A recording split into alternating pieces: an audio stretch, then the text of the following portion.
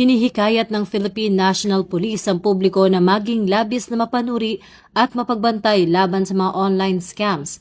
Habang papalapit ang Pasko, mayroon na lamang 37 na araw.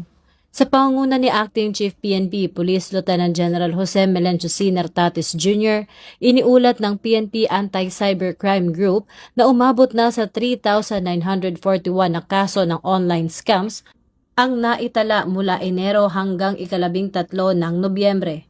Kabilang sa pinakakaraniwang modus ang online selling na mayroong 1,630 na kaso, investment, tax scams at phishing.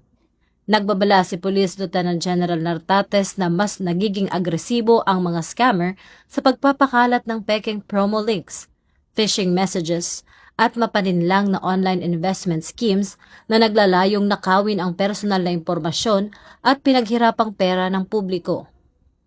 Upang maiwasan ang pagiging biktima, mahigpit na pinapayuhan ng PNP ang mga mamimili na makipag-transact lamang sa mga verified online store at mag-ingat sa mga alok na too good to be true. Bilang karagdagang proteksyon, mahalagang iwasan ang pagklik sa hindi kumpirmadong links at hindi ibabahagi ang OTP o banking details kanino man. Dapat kumpirmahin ang parcel notifications sa pamamagitan ng opisyal na courier apps at gumamit ng two-factor authentication para sa online accounts.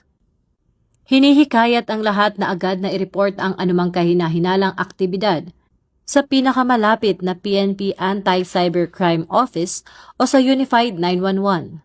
Dahil ito ang bagong PNP para sa bagong Pilipinas, serbisyong mabilis, tapat at nararamdaman.